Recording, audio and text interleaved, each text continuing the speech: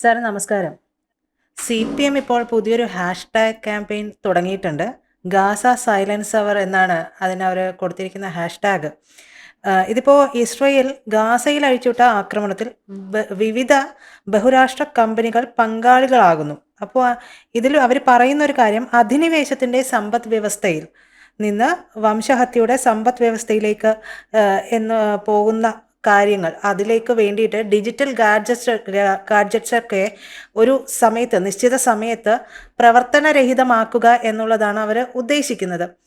സത്യത്തിൽ ഈ hashtag campaign കൊണ്ടൊക്കെ ഇവർ ഉദ്ദേശിക്കുന്നത് എന്താണ്? ഗാസയിൽ നടക്കുന്നത് എന്താണ്? ഇതിനെ എങ്ങനെ നമ്മൾ വിലയിരുത്തണം സർ?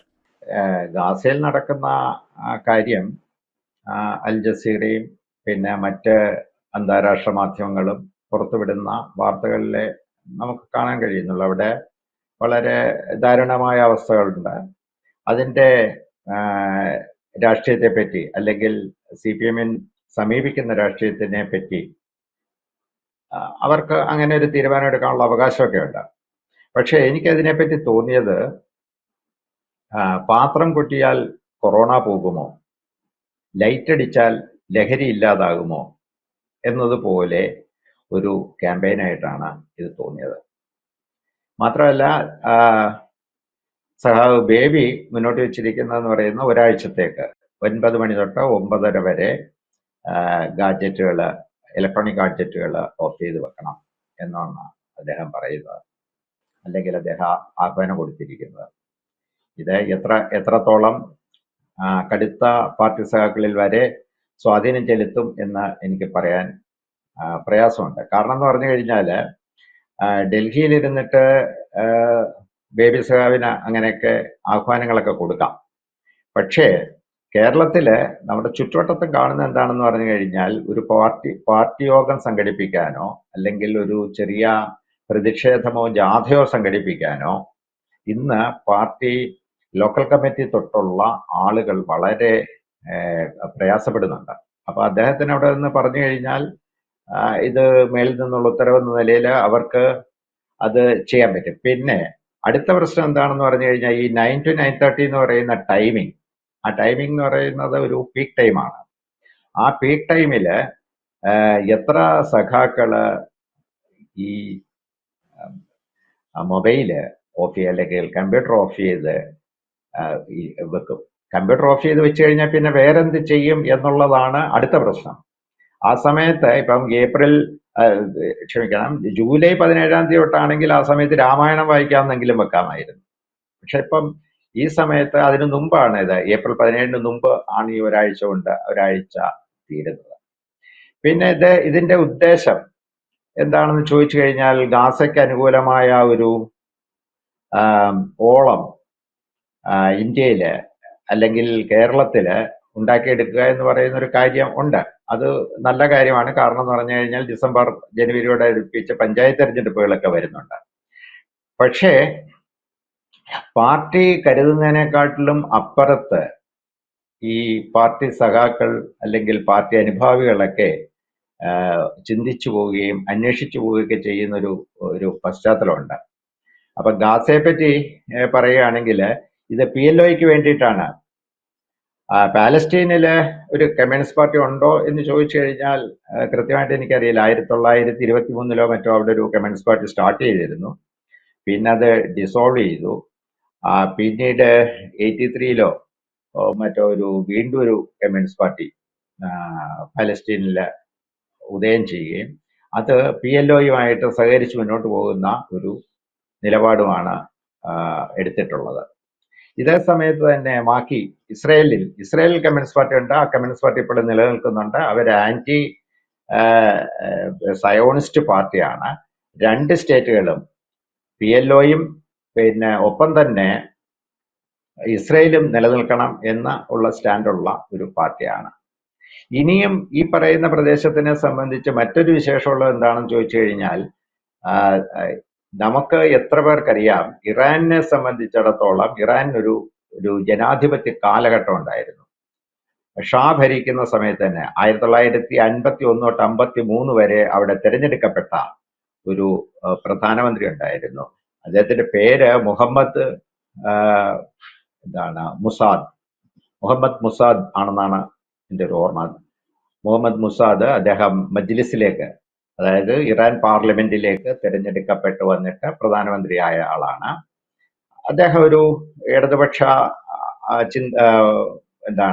ഇടതുപക്ഷ വ്യക്തിയും അതിനനുസരിച്ചിട്ട് സോഷ്യലിസ്റ്റും ഒക്കെ ആയിരുന്നു. അപ്പം അതിനനുസരിച്ചിട്ട് അദ്ദേഹം അവിടെ കൊണ്ടുവരാൻ ശ്രമിച്ച പരിഷ്കാരങ്ങൾ, ആ പരിഷ്കാരങ്ങൾ എന്താണെന്ന് ചോദിച്ചു കഴിഞ്ഞാൽ, ഇറാൻ എന്ന് പറയുന്നത് എണ്ണ വ്യാപാരത്തിന്റെ ഒരു കേന്ദ്രമായിരുന്നു. രണ്ടാം ലോകമഹായുദ്ധത്തിന് ശേഷം ബ്രിട്ടന്റെ അധീനതയിൽ അവിടെ റിഫൈനറികളൊക്കെ സ്ഥാപിക്കപ്പെട്ടു. ഈ റിഫൈനറികളൊക്കെ നാഷണലൈസ് ചെയ്യാനായിട്ടുള്ള ഒരു നീക്കം നടത്തി കഴിഞ്ഞപ്പോൾ ബ്രിട്ടനും അമേരിക്കയും കൂടെ ചേർന്നിട്ട് ഇദ്ദേഹത്തിന്റെ സർക്കാരിനെ അട്ടിമറിച്ചിട്ട് വീണ്ടും ഇറാനിലെ ഷാ ഭരണത്തിൽ വരികയും നാമമാത്രമായ പ്രധാനമന്ത്രി ഉണ്ടാകുകയും ചെയ്തു. എന്നിട്ടും 1981 തൊട്ട് 89 വരെ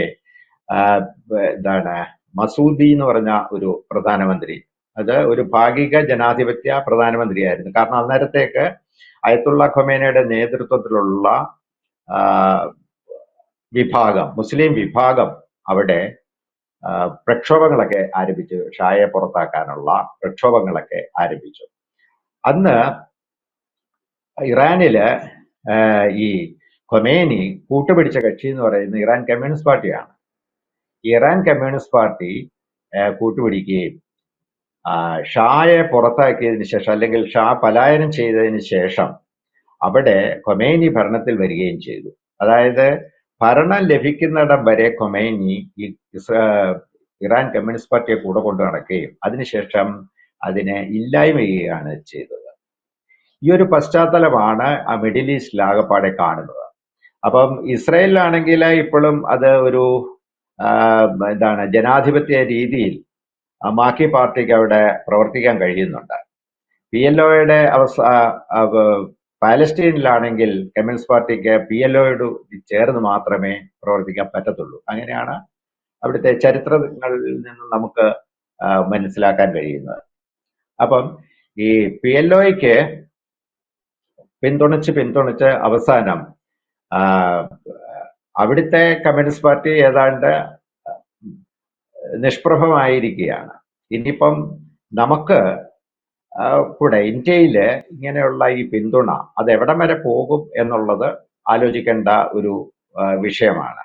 കാരണം ഇവിടുത്തെ ഈ പറയുന്ന മൗലിക തീവ്രവാദങ്ങളിലെല്ലാം അവരാദ്യം കൂട്ടുപിടിക്കുന്നത് കമ്മ്യൂണിസ്റ്റുകളെയാണ്. എന്നിട്ട് കമ്മ്യൂണിസ്റ്റുകളെ ഇല്ലായ്മ ചെയ്യുക എന്നുള്ളൊരു നടപടിക്രമമാണ്. അപ്പം വളരെ അധികം ചിന്തിക്കുന്ന ഇടതുപക്ഷ പുരോഗമന കമ്മ്യൂണിസ്റ്റുകൾ ഇക്കാര്യത്തെ പറ്റി വളരെ ഭംഗിയായിട്ട് ആലോചിക്കേണ്ടിയിരിക്കും. അപ്പം ഒരു ജനങ്ങളിലേക്ക് എത്താനുള്ള ഒരു മെഷർ എന്ന നിലയിൽ നമുക്ക് ഗാസ സൈലൻസ് അവർക്ക് അപ്ലൈ ചെയ്യാം. അപ്പം അതിനെ ആരും പരിഹസിക്കാതിരിക്കാൻ നോക്കാം. മോഡി അതുപോലെ പാത്രം കൊട്ടാൻ പറയുകയോ രാജേഷ് ടോർച്ചടിക്കാൻ പറയുകയോ ഒക്കെ ചെയ്യുമ്പോൾ അതിനേക്കാട്ടിലൊക്കെ ഉപരി ഇതൊരു അന്താരാഷ്ട്ര വിഷയമാണെന്ന നിലയിൽ നമുക്കൊരു അഹങ്കാരത്തോടു കൂടി 9 തൊട്ട് 9:30 വരെ ഈ ഇലക്ട്രോണിക് ഗാഡ്ജറ്റുകളൊക്കെ ഓഫ് ചെയ്ത് വെച്ചിട്ട് വല്ല പുസ്തകമൊക്കെ വായിക്കുന്നത് നന്നായിരിക്കും. പക്ഷെ ഇത് ജൂലൈ 17-ാം തീയതി തൊട്ട് 7 മണി തൊട്ട് 9 മണി വരെ ആക്കുകയാണെങ്കിൽ ഇപ്പോഴത്തെ ഉള്ള ഒരു ട്രെൻഡ് അനുസരിച്ച് ആളുകൾക്ക് രാമായണം വായിക്കാനുള്ള ഒരു സാഹചര്യം കിട്ടുമെന്നാണ്. സർ പറഞ്ഞതിൽ നിന്ന് കമ്മ്യൂണിസ്റ്റ് പാർട്ടികളുടെ ഒരു നിലപാട് എന്താണ് എന്നുള്ളത് നമുക്ക് മനസ്സിലാക്കാൻ കഴിയുന്നുണ്ട്. അവർ ഈ ഒരു നിലപാട് എടുത്തത് കൊണ്ട് മാത്രം അവിടെ സമാധാനം പുലരുമോ, അല്ലെങ്കിൽ അത് എന്തിനു വേണ്ടിയാണ്, ആരെ സപ്പോർട്ട് ചെയ്യാൻ വേണ്ടിയാണ് എന്നുള്ളത് കൂടി നമുക്ക് അവരുടെ നിലപാടിൽ നിന്ന് പല തവണയായിട്ട് മനസ്സിലായിട്ടുള്ളതുമാണ്. എന്തായാലും അവരുടെ ഈ ഒരു ഉദ്യമം വിജയിക്കുമോ ഇല്ലയോ എന്നുള്ളത് നമുക്ക് വരും ദിവസങ്ങളിൽ മനസ്സിലാക്കാൻ കഴിയുമെന്ന് പ്രതീക്ഷിക്കാം. നന്ദി സർ.